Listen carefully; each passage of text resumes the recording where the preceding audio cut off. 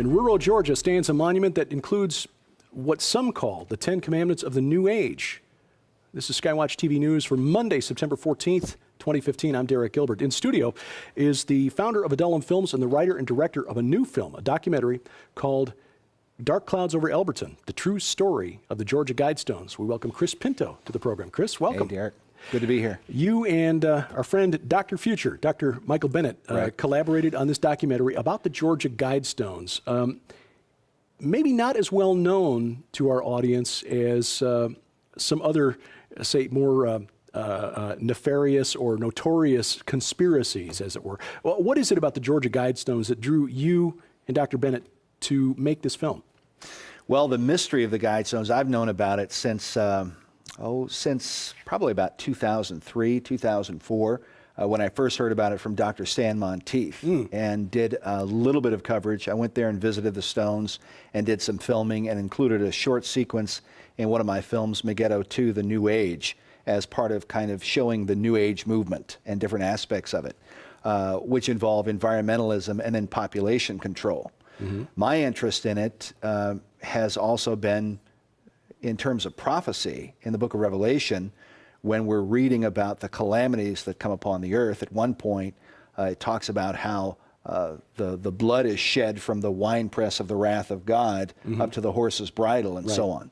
And so there are many prophecy teachers who believe there's going to be a great outpouring of blood, a future Holocaust, a time of tribulation, and so on. And so with the Guidestones are calling for maintaining a world population below 500 million people.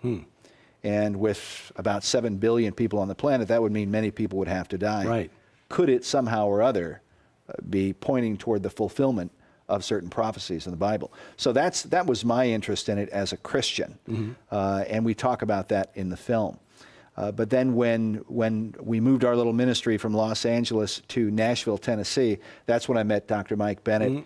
And we were just half a day's drive from the Georgia Guidestones. And so I wanted to pursue a more full-length project, a full-on documentary, and really just talk about the history of the monument and go and interview the people there who were involved in the building of it. So I called Mike up. He and I had wanted to work on something together, and asked him if he'd come and co-produce it with me, and he said sure.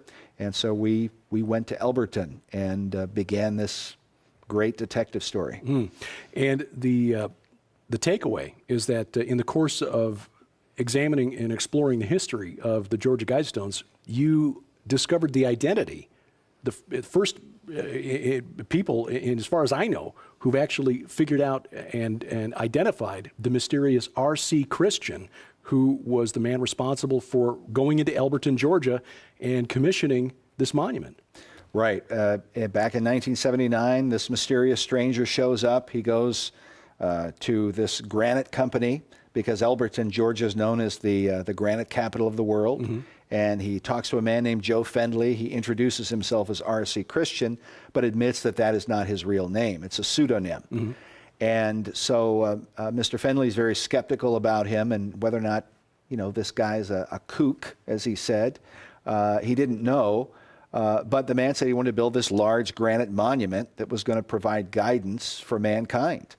And when he heard the dimensions of the monument, because it's almost 20 feet tall, it's a very large monument with these huge granite stones, he realized it was going to be very expensive.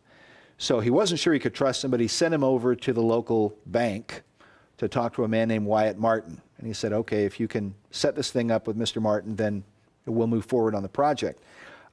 So R.C. Christian goes, he meets with Wyatt Martin, who was the banker there, and Wyatt Martin agreed to handle the finances for the project, but he said, I can't open a bank account for you under a false name. I'm going to have to know who you are. And so he said, okay, I'll reveal my identity provided you don't let anybody else know. And so Wyatt Martin is the only man, historically, who knew the true identity of R.C. Christian. And of course, we were able to go and interview Wyatt Martin, and we had a lengthy interview with him, I think about 3 hours long, during which he revealed certain information to us, and we showed to you in the film. We had discovered from a magazine article that had been published earlier that Wyatt Martin kept the paperwork from his correspondence with R.C. Christian in an old IBM computer case. And this is from back in the day when the computers weighed, the size of like a like a big steam-powered computers. Exactly. And so we had read about this, but when people had tried to get access to that case, Mr. Martin has always said, no, I won't show it to you. So he wouldn't show it to anybody.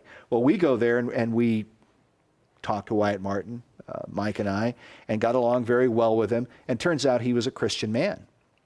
Okay? And so he shared his Christian faith with us. And of course, we were, we actually spent fellowship time with him as believers.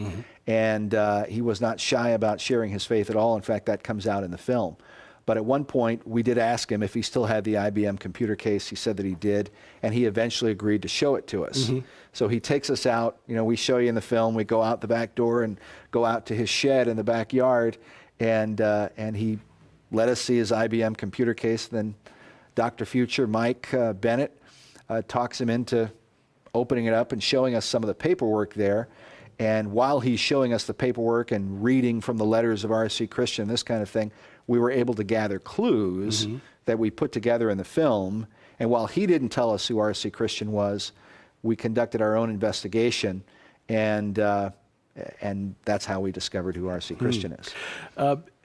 Just briefly, because we'll touch on this more tomorrow, the message of the Guidestones, but without disclosing the identity of R.C. Christian, what did you learn about his background and its relationship to the message on the Georgia Guidestones?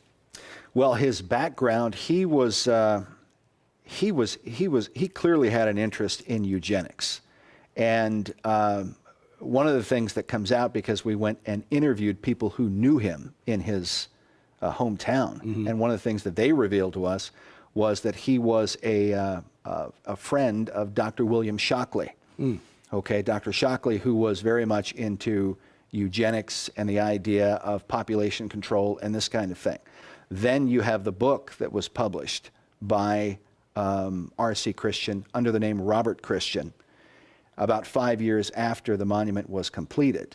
And in that book, he's in no uncertain way revealing that he believes there needs to be global government and that the governments of the earth need to be involved in limiting the world population. So there's a lot of little details like that come out in the film, and to make it very clear that he had a very strong interest in population control. He never talks about things like concentration camps or anything like that, just to be fair.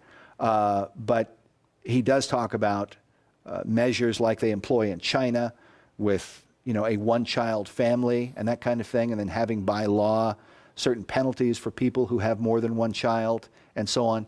So that's the very disturbing part, I think, of his philosophy that comes out in the film.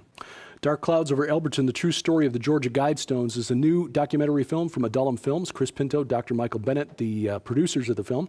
You'll find this available in the SkyWatchTV store right now. $24.95 is the cost, but as a bonus, we will toss in a $20 value, the book Forbidden Secrets of the Labyrinth by Mark Flynn. Both of those available at skywatchtvstore.com. Tomorrow, Chris, I want to talk a little bit more about why the Georgia Guidestones should concern us as Christians. And so if you can hang around a bit, we'll talk a little bit longer. Absolutely. Very good. And we will see you again tomorrow. And we thank you for watching as we keep watch. I'm Derek Gilbert, and this is SkyWatch TV.